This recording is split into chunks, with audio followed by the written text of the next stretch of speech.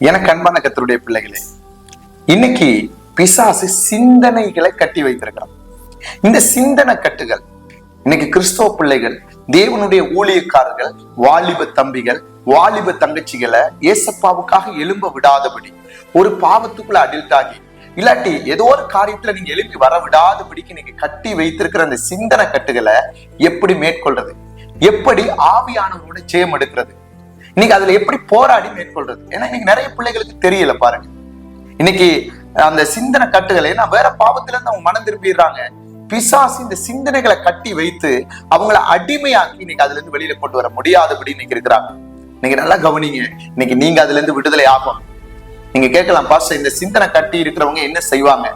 தடுமாற்றம், ஒரு நிலைமை இருக்காது, நைட்ல தூக்கம் வராது, கெட்ட கனவுகள் வரும், பயம் வரும், சில இடத்துல அந்த பாவத்தை விட்டு வெளியில வர முடியாதபடி பிசாசு உங்க சரீரத்தை அவன் ஆளுகைக்குள்ள எடுத்து அவன் ஆளுகை செய்வான். சில பேருக்கு அந்த சிந்தனைகளை சவுண்ட் எல்லாம் கேட்க பாருங்க, ஒரு நரம்புல பாத்தீங்கன்னா சில சவுண்டுகள் எல்லாம் கேட்கும். அப்படி இருந்தா நீங்க எனக்கு கமெண்ட்ஸ்ல தெரியப்படுத்துங்க, உங்களுக்காக விசேஷமா நான் ஜெபிக்க விரும்புறேன்.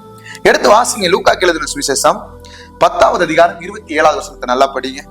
அவன் பிரதியுத்தரமாக உன் தேவனாகிய கர்த்தரிடத்தில் உன் முழு இருதயத்தோடும், கவனிங்க, முழு இருதயத்தோடும், உன் முழு ஆத்துமாவோடும், உன் முழு பலத்தோடும், உன் முழு சிந்தையோடும், நல்லா கவனிங்க, அன்பு கூர்வாயாக, அன்பு கூர்ந்து, முழு சிந்தையோடு.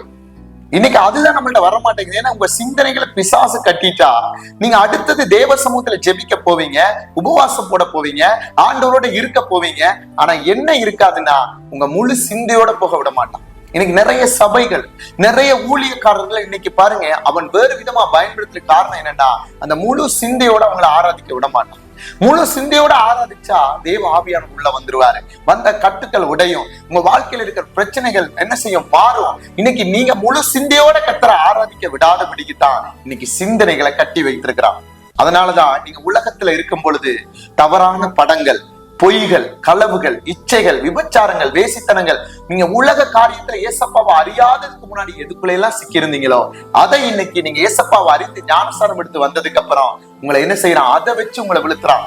சில பேர் போஜனத்துல அடிக்டா இருப்பாங்க, சில பேர் விபச்சாரத்துல, சில பேர் பண ஆசையில, சில பேர் பொருளாசைகள்ல. இன்னைக்கு அப்படிப்பட்டவர்கள் அவன் விழுத்தி இன்னைக்கு சிக்க வச்சிருக்கிறான். ஏன்னா நீதிமொழிகள் புஸ்தகம் 14வது அதிகாரம் 2வது வசனத்துல அங்க சொல்றாரு, நிதானமாய் நடக்கிறவன், நல்லா படிங்க அந்த வசனத்தை, நிதானமாய் நடக்கிறவன் கர்த்தருக்கு பயப்படுகிறான், தன் வழிகளில் தாறுமாறானவனோ